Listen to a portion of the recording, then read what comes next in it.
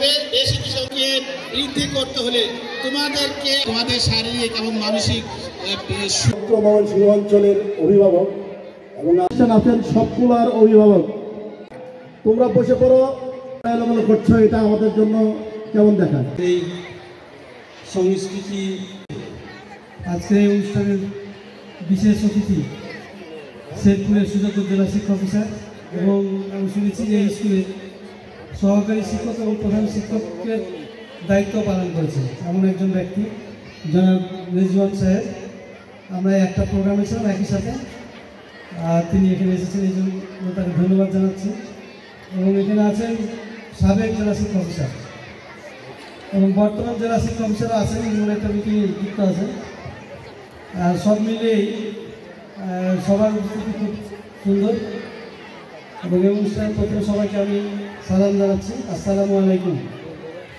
কারণ জ্ঞান যত দেওয়া সহজ, বাস্তবায়ন করা খুব কঠিন। আমরা জ্ঞান দিতে পারি সবসময় বেশি বেশি করে, কিন্তু বাস্তবায়ন করতে যে কত কঠিন সে যাদেরকে জ্ঞান দেয় তারা বুঝতে পারে। তা আমি ওরকম জ্ঞানগুলো বা বক্তব্য দিতে চাই না। তবে আমাদের এখানে সম্মানিত অভিভাবক মণ্ডলী বা মায়েরা উপস্থিত আছেন, আপনাদের দৃষ্টি আকর্ষণ করতে চাই যে এই যে প্রোগ্রামগুলো হচ্ছে, একটা স্কুলে খেলাধুলা, সংস্কৃতি চর্চা, বিনোদনমূলক কর্মকাণ্ড, বিতর্ক প্রতিযোগিতা, এই সকল বিষয়গুলো কিন্তু একটা পড়াশোনারই একটা অংশ। আমরা তাকে কী করি, নার্সিং করি, সেখানে ঠিক মতো আমরা পানি দিই।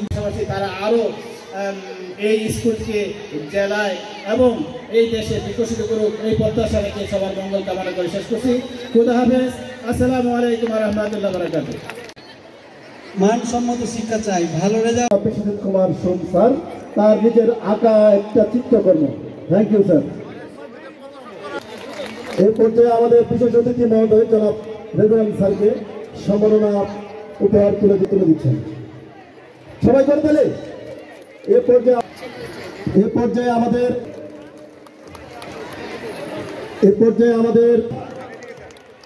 পর্যায়ে আমাদের প্রভাতী শিল্পের সহকারী প্রধান বিশ্বজিৎ,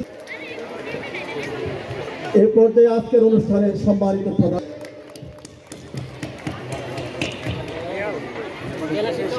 এই পর্যায়ে আমাদের দলে, থ্যাংক ইউ।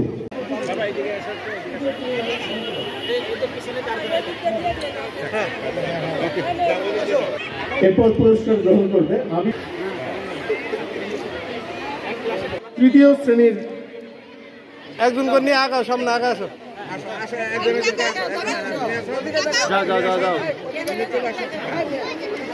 যাও। ওই দিক দিয়ে যাবে, ওই দিক দিয়ে যাবে সবাই, ওইদিকে। সামিহা রহমান চৌধুরী, তাসনিম হাসান নাজিফা, সাউদা বিনতে আমজাদ, চতুর্থ শ্রেণী।